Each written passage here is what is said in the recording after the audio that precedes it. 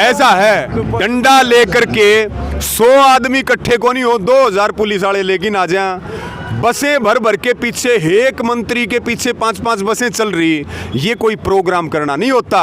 Programme तय, ये तो दहशत है, दहशत के तहत प्रोग्राम हो रहे, प्रोग्राम नहीं हो रहे। कहीं आ भी गए गलती से तो भी जूत मार के बजाए और आगे भी बजाओगे। तो नाम में आजाद है, खून रहा गरम गरम, कदे भाई जेल भी काटा 6 दिन और 7 रात की, और बुंडी भी थी, और अनुमान बन गया था, शक्ति याद दुआई थी, कितना टोपला जब था, हाथ खिलाया था, लठ बित्ते लगाया करता, वो सारी बात याद दुआई थी। तो आज मैयल टोल की सौभाग्य है कि रवि आजाद गुरु में, युवा चेहरा गुरु में, एक किसान की अगुवाई करता हुआ पहुंच गया।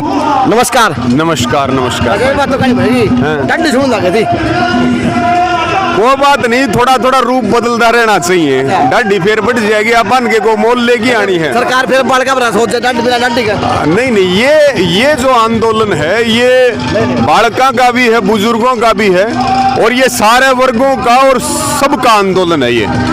और सरकार तो बुरी सोच रही हमारे बारे में, लेकिन फिर भी पार नहीं पड़ रही सरकार की। अच्छा, तेल काट दिया, तेल का लिस्ट नाम काट दिया, तेल की जगह झंडा काट दिया।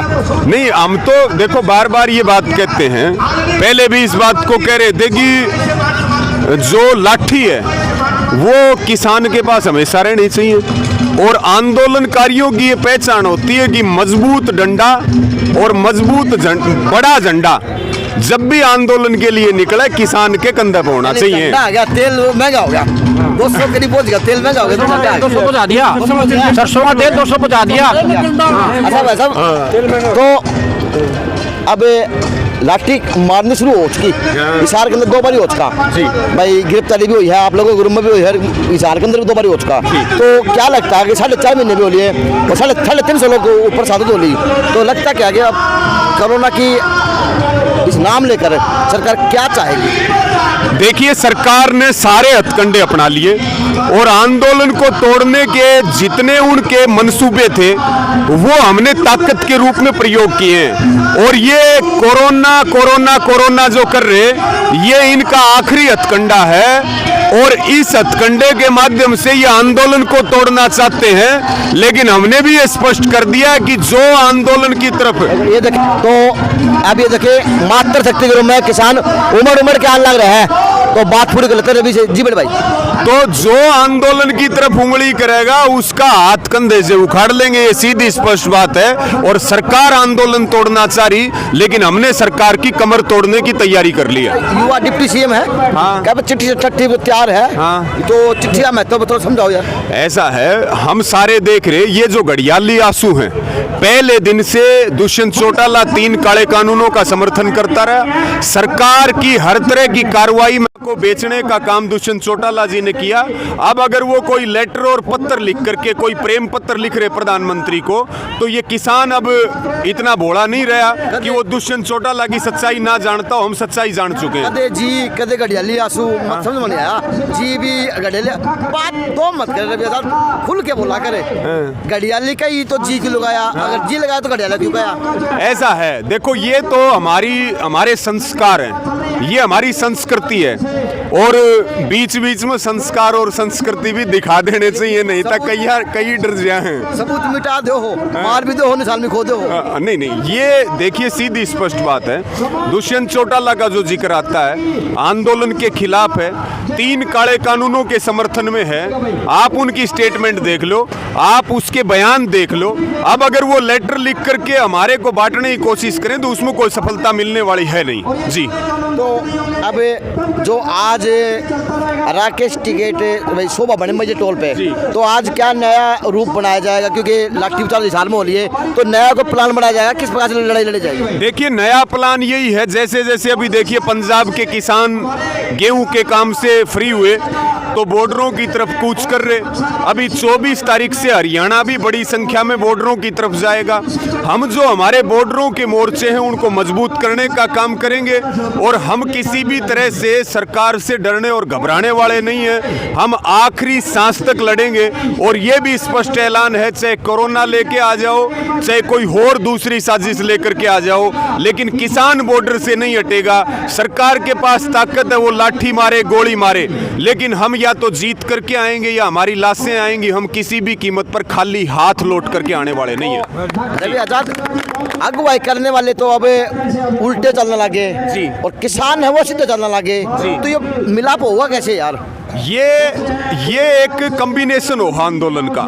किसान बॉर्डर की तरफ जा रहा और आप कह रहे हो कि नेता जनता के बीच आ रहे, तो नेता जब बीच में आता है तो वो खाली हाथ लौट करके नहीं जाता, वो आंदोलन को ताकत देने के लिए और युवाओं को, किसानों को, माताओं बहनों को अपने साथ लेकर के जाता है। और सरकार इसी चीज से डरी हुई है, क्योंकि अब आंदोलन पूरे देश में फैल चुका है। अब आंदोलन सब वर्गों का है, आंदोलन सबके चूल्हे तक पहुंच चुका है। अब सबका आंदोलन है। पहला काम आंदोलन का और दूसरा काम अपना निजी। यहाँ आप देखिए चारों तरफ ये मेरे बुजुर्ग खड़े हैं, युवा साथी खड़े हैं, इनकी पहली प्रायोरिटी आंदोलन है। चाहे खुद का कितना भी नुकसान होता हो, लेकिन आंदोलन पहले है और दूसरे काम बाद में है। और ये एक जन क्रांति है, ये एक जन आंदोलन है और आजादी के बाद सबसे बड़ा आंदोलन है और ऐतिहासिक आंदोलन।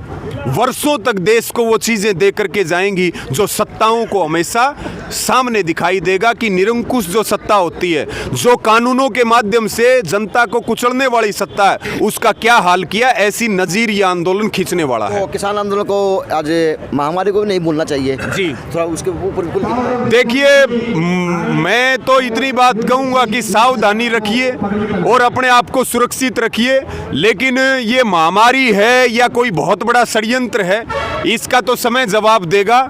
लेकिन कई सारी ऐसी चीजें हैं, आदमी जब घर पे होता है तो ठीक ठाक रहता है, हॉस्पिटल चला जाता है तो फिर उसकी मौत हो जाती है। वैक्सीनेशन लगवाने के बाद भी गंभीर बीमारियों से पीड़ित होता है, पॉजिटिव आता है उसका कोरोना टेस्ट। तो मुझे तो ये षड्यंत्र लगता है, मैं इसको कोई बहुत ज़्यादा महत्व नहीं देता। अगर कोरोना होता तो सबसे पहले बॉर्डरों पे होता, कोरोना होता तो हमें होता, लेकिन मुझे नहीं लगता। ये एक वैश्विक षड्यंत्र है जो पूरी दुनिया की इकोनॉमी को तोड़ने का, पूरी दुनिया में गरीब मजदूर को तोड़ने का, पूरी दुनिया में मध्यम वर्ग को तोड़ने का ये काम कर रहा। और जो उद्योगपति हैं उनको पूरी दुनिया के हक मिल जाएं, पूरी दुनिया पे उनका कब्जा हो जाए, ऐसी साजिश की बू नजर आती है। और ये लोगों को मारने का बहुत बड़ा षड्यंत्र है और लोग प्रतिदिन इस षड्यंत्र के तहत अपनी जान भी गंवा रहे हैं। जी, 25 अप्रैल का अल्टीमेटम दे दिया जी, जिंदगी पवित्र धरती पर पाँव नहीं रखने देंगे। युवा किसान आधी रात लाइव आगे, तो थोड़ा उसका महत्व समझाओ भाई। महत्व यही है, लगातार बहिष्कार चल रहा और हम भाजपा और जेजेपी वालों को कोई कार्यक्रम नहीं करने देंगे। ये सीधी स्पष्ट ऐलान है। और जींद में भी यही है। ओम प्रकाश धनखड़ ने अगर आने की कोशिश की तो फिर जो कुछ भी होगा उसकी जिम्मेदारी या तो धनखड़ की खुद की होगी, या इस हरियाणा की सरकार की होगी, और या जींद के प्रशासन की होगी। लेकिन हम धनखड़ को कार्यक्रम किसी भी कीमत पर नहीं करने देंगे। ये खुली चेतावनी, और चेतावनी है मुख्यमंत्री के लिए भी, चेतावनी उप मुख्यमंत्री के लिए और पूरी सरकार के लिए है। डंके की चोट पर कह रहे कि अगर हिम्मत है तो कार्यक्रम करके दिखाओ, हम दो हाथ करने के लिए तैयार है, सरकार से टकराने के लिए तैयार है। लास्ट सवाल जी, आप अल्टीमेटम देते हैं वैसा आपने इशारे का भी दिया था, आप और का भी दिया, लेकिन आप दिखते नहीं है वहाँ पे, कारण क्या मानते? तो आप ऐसा है, आप 25 तारीख को जींद आओ, मैं आपको सबसे आगे मिलूंगा। तो अगुवाई 25 तारीख को रवि आजाद के अगुवाई नहीं, ये कोई नेता बनने की लड़ाई नहीं है। ये लड़ाई देश को बचाने की है, ये लड़ाई जमीनें बचाने की है, जमीर बचाने की है। नेता तो आ रहे हैं सब, ये नेता तो आ रहे हैं, प्रोग्राम भी हो रहे हैं, लेकिन किसान के ऊपर फिर एंड मांग लाठी पड़नी शुरू हो जाती है। ये नेता नहीं है। मैं भी इस मेरे परिवार का एक छोटा सदस्य हूँ। मेरा परिवार मेरी जो जिम्मेदारी लगाएगा मैं उस काम को करूंगा। यहाँ नेता की और कोई राजनीतिक लड़ाई नहीं है। भाजपा के नेता को, जेजेपी के नेता तो आ रहे, प्रोग्राम कर भी रहे। कहाँ कर रहे हैं? इस साल में दोनों बार प्रोग्राम हुआ, दुष्यंत चौटाला भी आया, बाहर भी निकला, और कल जो पटेल नगर में हुआ वहाँ पे प्रोग्राम हुआ। वो ऐसा है, डंडा लेकर के 100 आदमी इकट्ठे को नहीं हो, 2000 पुलिस वाले लेकिन आ जाए, बसें भर भर के पीछे एक मंत्री के पीछे 5-5 बसें चल रही, ये कोई प्रोग्राम करना नहीं होता। प्रोग्राम तय, ये तो दहशत है, दहशत के तहत प्रोग्राम हो रहे। प्रोग्राम नहीं हो रहे, कहीं आ भी गए गलती से तो भी जूत मार के बजाए और आगे भी बजाओगे। हम सिर्फ और सिर्फ हमारी एक सोच रहती है कि जवान और किसान का टकराव ना हो, उसके तहत हम निर्णय लेते हैं सारे प्रकार के। और कार्यक्रमों का बहिष्कार जारी है और जारी रहेगा। जब तक आंदोलन चलेगा तब तक बीजेपी और जेजेपी को कार्यक्रम नहीं करने चलो देंगे। भाई, जी, बात की रवि आजाद से तो जानने की कोशिश की कि भाई साहब जहाँ पे डंडे पड़ने शुरू हो जाए वहाँ से गायब हो जाते हो, तो अब की बार कहा कि 25 अप्रैल का प्रोग्राम जिंदगी होगा, उसकी भाई आगे चला सबसे पहले मैं मिलूंगा।